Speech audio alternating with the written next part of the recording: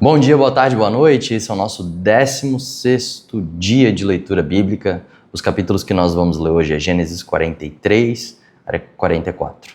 Muito obrigado pela sua presença. Vá se preparando aí, pegando seu cafezinho, pegando seu chazinho e bora comigo nessa leitura de hoje. Vamos lá, Gênesis 43. Os irmãos de José voltam ao Egito. A fome continuava muito grande em Canaã quando as famílias de Jacó e dos seus filhos comeram todo o mantimento que tinha sido trazido do Egito. Jacó disse aos seus filhos: voltem ao Egito e comprem mais um pouco de alimento para nós. Mas Judá lembrou: aquele homem deixou bem claro que se o nosso irmão não fosse junto com a gente, ele não nos receberia.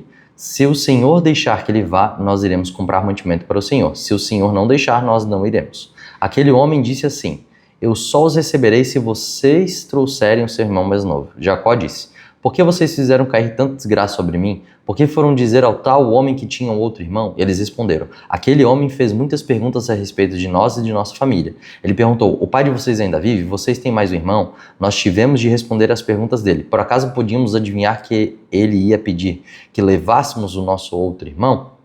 Aí Judá disse ao pai: deixa o rapaz por minha conta, nós partiremos agora mesmo. E assim ninguém morrerá.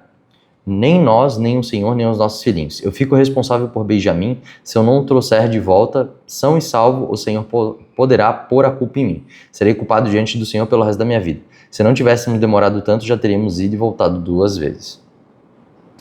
Essa fala de Judá é muito interessante nesse contexto específico, porque a liderança entre os irmãos era dada para o primogênito. Mas o que acontece? Judá, a gente está vendo que Judá está assumindo o papel de liderança aqui neste caso em específico. Por quê? Porque Rúben era o primogênito e ele deveria ser o líder natural.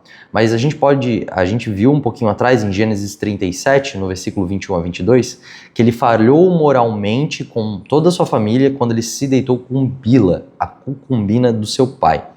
E nesse contexto aqui que a gente está vendo, Judá surge como um novo tipo de irmão mais velho, substituindo o primogênito na liderança dos irmãos, assumindo o papel de mediador, fiador e substituto, engraçadamente antecipando a sua futura liderança entre as tribos, como a gente vai ver em Gênesis 49, quando Jacó, Israel, no caso, vai profetizar para cada um dos seus filhos a respeito do futuro e vai dizer que o cetro pertenceria a Judá, o cetro ficaria na casa de Judá. Isso é incrível. Vamos continuar lendo aqui a palavra então.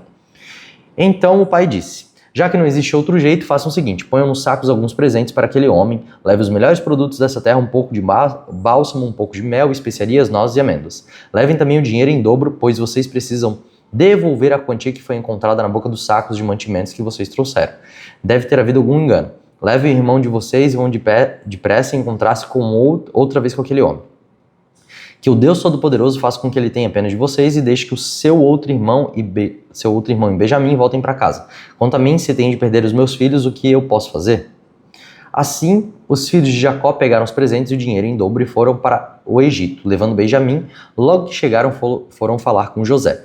Quando José viu que Benjamim estava com eles, disse ao funcionário administrador da sua casa: leve esses homens até minha casa, mate o animal e prepare tudo, pois eles vão almoçar comigo hoje, ao meio-dia. O administrador cumpriu a ordem e levou os irmãos até a casa de José. Quando chegaram lá, eles ficaram com medo e disseram uns aos outros: trouxeram a gente para cá por causa do dinheiro que da outra vez foi colocado de volta nos sacos dos mantimentos. Com certeza eles vão nos atacar, vão tomar de nós os nossos jumentos e obrigar a gente a trabalhar como escravos. Assim que chegaram à porta da casa, disseram ao administrador: por favor, senhor, já viemos aqui uma vez para comprar mantimentos, porém, quando chegamos ao lugar onde íamos passar a noite, abrimos os sacos de mantimentos e na boca dos sacos cada um encontrou seu dinheiro sem faltar nada. Trouxemos esse dinheiro de volta e também temos mais dinheiro aqui para comprar mantimentos. Nós não sabemos quem colocou o dinheiro nos sacos dos mantimentos. Aí o administrador respondeu: fique tranquilos, não tenha medo. O Deus de vocês e do seu pai deve ter posto o dinheiro nos sacos dos mantimentos de vocês, pois eu recebi o dinheiro que pagaram. O administrador trouxe Simeão ao lugar onde eles estavam. Depois os levou para dentro da casa. Deu água para lavarem os pés e também deu de comer aos jumentos.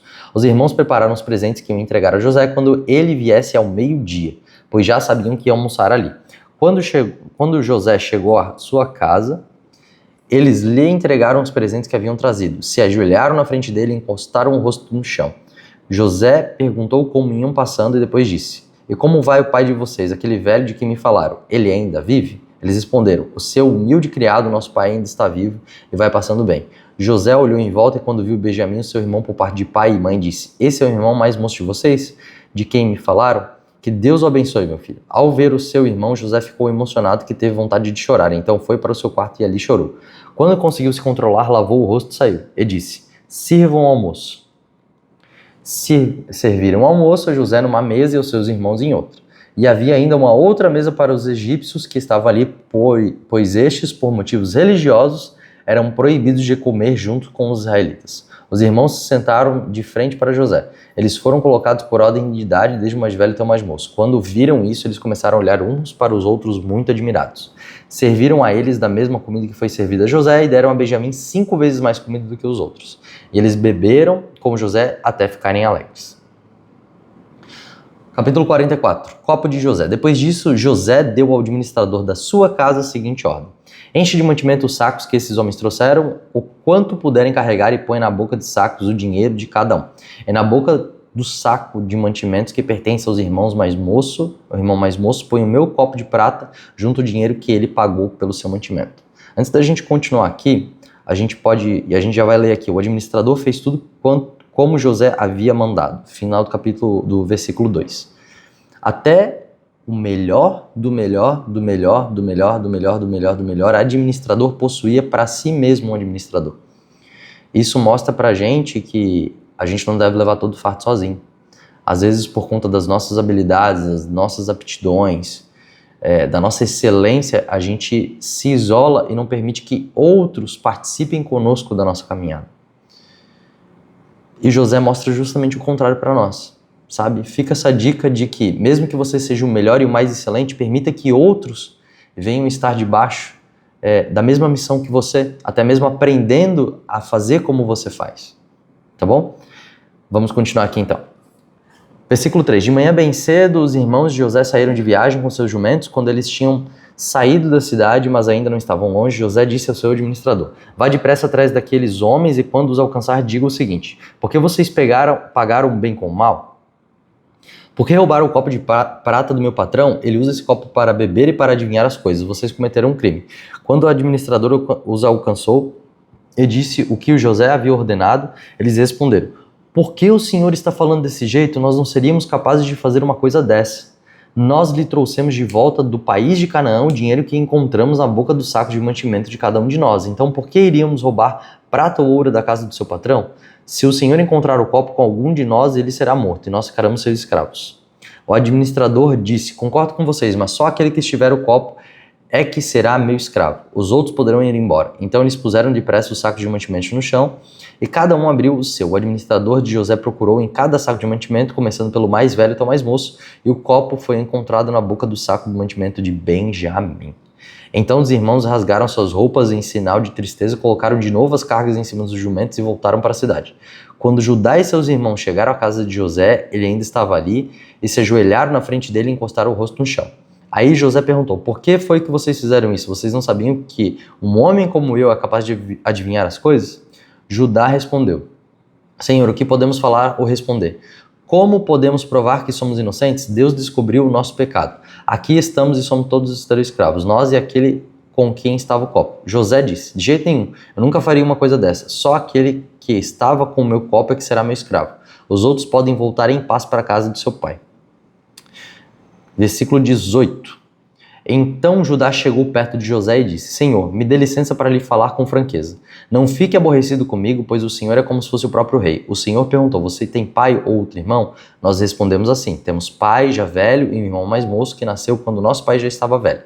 O irmão do rapazinho morreu, agora ele é o único da sua mãe que está vivo e o seu pai o ama muito. Aí o Senhor nos disse para trazer o rapazinho porque desejava vê-lo. Nós respondemos que ele não podia deixar o seu pai, pois se deixasse, o seu pai morreria. Mas o Senhor disse: se ele não viesse, o Senhor não os receberia. Quando chegamos à nossa casa, contamos ao nosso pai tudo que o Senhor tinha dito. Depois ele nos mandou voltar para comprarmos mais mantimento. Nós respondemos: não podemos ir, não seremos recebidos por aquele homem se o irmão mais moço não for com a gente. Nós só vamos se o nosso irmão mais moço for junto. Então o nosso pai disse: vocês sabem que a minha mulher Raquel me deu 2 filhos. Um deles já me deixou, eu nunca mais ouvi. Deve ter sido despedaçado por animais selvagens. E se agora vocês me tirarem este também, e alguma desgraça acontecer com ele, vocês matarão de tristeza esse velho. Agora, Senhor, continuou Judá, se eu voltar para casa sem o rapaz, logo que o meu pai perceber isso, vai morrer. A vida dele está ligada com a do rapaz, nós seríamos culpados de matar de tristeza o nosso pai, que está velho. E tem mais, eu garanti ao meu pai que seria responsável por esse rapaz. Eu disse assim, se eu não lhe trouxer o rapaz de volta, serei culpado diante do Senhor pelo resto da minha vida. Por isso, agora eu peço ao Senhor que deixe ficar aqui como escravo em lugar desse rapaz e permita que ele volte com seus irmãos. Como posso voltar para casa se o rapaz não for comigo? Eu não quero ver a desgraça cair sobre o meu pai. Olha que interessante, no último versículo 33 até o 34, a gente pode ver que Judá se ofereceu como escravo em lugar de seu irmão.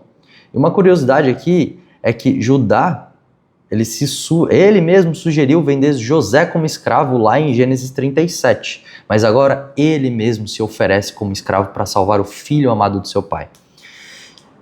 A gente pode fazer uma analogia grosseira, mas uma analogia grosseira com a obra da cruz. O pai olhava para nós e o filho, quando olhou para a saudade do pai, que sentia de nós, falou, pai, eu vou lá para buscar eles. Pode deixar comigo. Pode deixar comigo.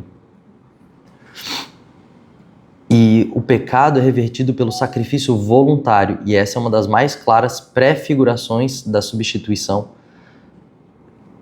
de uma vida pela outra, sabe? Judá se ofereceu como garantia pela vida de Benjamim, assim como o Messias da tribo de Judá se tornaria o nosso fiador. Muito obrigado pela leitura até aqui. Espero que essa leitura possa, essa nossa playlist de leituras, toda essa sequência cronológica possa estar te abençoando muito, que você possa ter tido um tempo de comunhão tremendo com Deus. Eu te espero aqui amanhã. Que o Senhor te abençoe e até mais. Tchau, tchau.